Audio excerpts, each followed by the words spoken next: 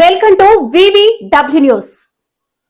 గత వైకాపా పాలనలో true of ఛార్జీల పేరిట ప్రజలపై భారాన్ని మోపితే అధికారంలోకి వచ్చిన కూటమి ప్రభుత్వం వాటిని రద్దు చేసిందని గాజువాక తెదేపా సమన్వయకర్త ప్రసాదుల శ్రీనివాసరావు అన్నారు.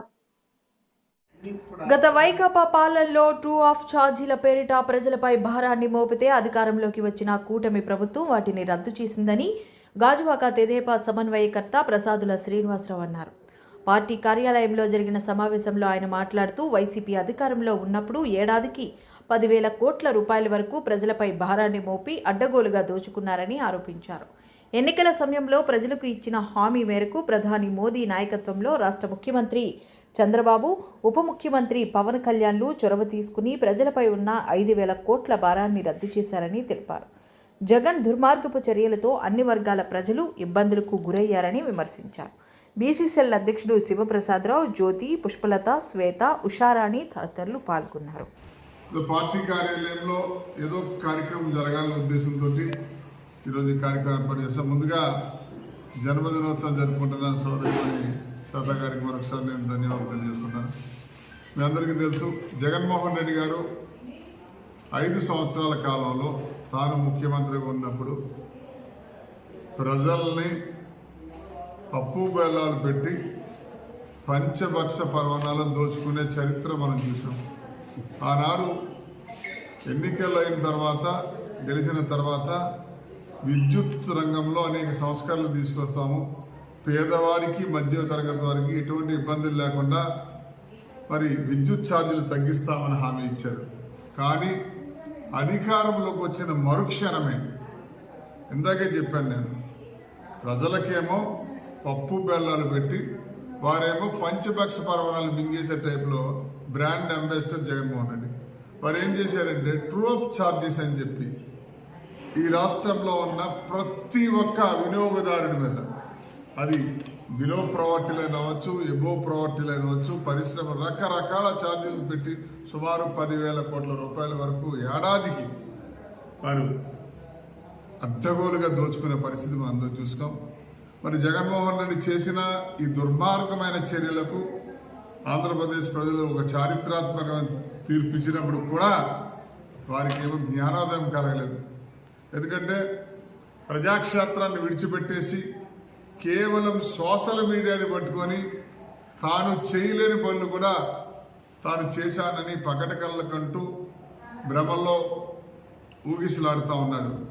సరే, భగవంతుడు కూడా అలాంటి వారిని రక్షించలేరని చెప్పి సందర్భంగా మనవి చేసుకుంటూ, అయితే ఏదైతే కూటమి ప్రభుత్వం ప్రధానమంత్రి నరేంద్ర మోడీ గారి సహకారంతో గౌరవ ముఖ్యమంత్రి వర్యులు మాన్యశ్రీ నారా చంద్రబాబు నాయుడు గారి నాయకత్వంలో పవన్ కళ్యాణ్ గారి చొరవతో సుమారు 5,000 కోట్ల రూపాయల వరకు ట్రూ ఆఫ్ ఛార్జీలు రద్దు చేసి ఈ రాష్ట్రంలో ఉన్న ప్రతి వినియోగదారు నుంచి సుమారు 250 రూపాయలు నుంచి 150 రూపాయల వరకు తగ్గే ఒక సంస్కరణ తీసుకురావడం మనందరం చూడడం జరిగింది. ఈరోజు కూటమి ప్రభుత్వం చేపడుతున్న అభివృద్ధి సంక్షేమ కార్యక్రమాలు చూసి ఈ రాష్ట్రంలో ఉన్న 6 కోట్ల మంది ప్రజలు కూడా ఎంతో సంతోషంగా ఉన్నారు. కేవలం జగన్మోహన్ రెడ్డి నాయకత్వంలో ఉన్న ఈ వైసీపీ నాయకులు పకటకళ్ళకంటూ అవాకులు చవాకులు మాట్లాడుతూ వికృతమైన చేష్టలతో సునకానందం పొందుతున్నారు. మరి అటువంటి వారిని ఎవరు కూడా మనం చేయలేం. ఉదాహరణకి శంషాబాద్ ఎయిర్పోర్టు భూశాఖ తీసుకొస్తే తన తండ్రి గారేమో కేవలం ఆ ప్రభుత్వం చేపడుతున్న దాన్ని, ఆ పరంపరను కొనసాగిస్తూ తానేదో చేశానని చెప్పేసి ఆయన పేరు పెట్టేసుకున్నారు. వాస్తవంగా చూస్తే శంషాబాద్ అంటే సమైక్య రాష్ట్రంలో శంషాబాద్ విమానాశ్రయాన్ని కట్టిన ఘనత ఈరోజు భోగాపురం, విశాఖ, నవ్యాంధ్రప్రదేశ్లో భోగాపురంలో అల్లూరు సీతారామరాజు గారు, మన్యవీరుడు అల్లూరు సీతారామరాజు గారి పేరున మరి విమానాశ్రయం కట్టిన ఘనత కూడా శ్రీ నారా చంద్రబాబు నాయుడు గారికి దక్కుతుందని చెప్పి సందర్భం. ఇది ఒక చరిత్ర. ఈ చరిత్రని వక్రీకరించాలని చూస్తే మీ అంత వికృత మనస్సులు ఎవరు ఉండరు. ఎందుకంటే ఒక ప్రధానమైన ప్రతిపక్ష నాయకుడిగా తప్పు ఓకే, గత ప్రభుత్వం పరిపాలన విధంగా శాంక్షన్ జరిగింది, అన్ని అనుమతులు వారు తీసుకొచ్చారు. ఆ ప్రభుత్వం చేసిన మేము కొనసాగించామని చెప్పు పర్లేదు.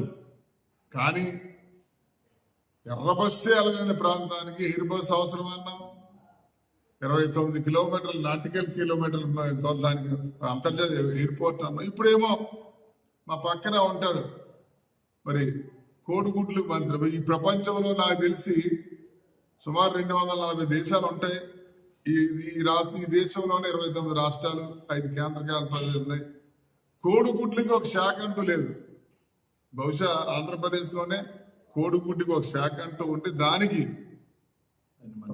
మంత్రిగా పనిచేసిన వ్యక్తి సోదరుడు గుడివాడ అమర్నాథ్ గారు. ఆయన ఏదో మరి ఆయన సోషల్ మీడియా చూస్తాడో లేదో తెలియదు, కానీ మాకు వాళ్ళకి కొంచెం ఆత్మీయుడే. ఎందుకంటే రాజకీయాలుగా విభిన్న మనస్తత్వాలు ఉన్నాయి, విభిన్న ఉన్నాయి తప్ప వ్యక్తిగత ఏమి లేదు. కానీ ఆయన మీద వచ్చిన ట్రోలింగ్స్ చూసి ప్రతి గాలివాక ప్రజలు చాలా మంది సిగ్గుపడతా ఉంటారు. బాబా ఏట్రా బాబు, ఆయనకి మరి తెలుసు మాట్లాడుతాడో తెలియక మాట్లాడుతాడో, లేకపోతే జగన్మోహన్ రెడ్డి గారి దగ్గర మెప్పు పొంది ఆయన్ని ప్రసన్నం చేసుకోవాలని. ఆయన ప్రసన్నం చేసుకుంటే ఏముంది, తాడేపల్లిలో బూడిద తప్ప ఇంకేమీ లేదు. కాబట్టి నేను ఏమన్నంటే విజ్ఞులైన ప్రజలు, విశాలమైన ప్రయోజనాలు తెలుగుదేశం పార్టీ ఈ కూటమి ప్రభుత్వం పరిరక్షిస్తుందని చెప్పి సందర్భంగా చేసుకుంటూ నేను కూడా ఏమన్నా అంటే వార్డు స్థాయిలో ఏదైతే విద్యుత్ టారిఫ్ ఛార్జీలు తగ్గించామో ఆ ఛార్జీల మీద విస్తృతంగా ప్రచారం చేయాలని చెప్పేసి మాకు ఎలా ఉందంటే మా కార్యకర్తలు కూడా చాలా ధీమాగా ఉన్నారు. ఎందుకంటే ప్రజలు పూర్తి స్థాయిలో సంతృప్తిలో ఉన్నారు. అయితే నేను ఒకటే చెప్తా ఉన్నాను, ఇప్పుడు పరిస్థితి ఎలా ఉందంటే నిజం అనేది గాజువాక పార్టీ కార్యాలయం దాటేలోపు అబద్ధం అనేది అందరికీ వెళ్ళిపోతుంది. కాబట్టి దాన్ని మీ స్థాయిలో మీరు తిప్పుకొట్టాలని చెప్పి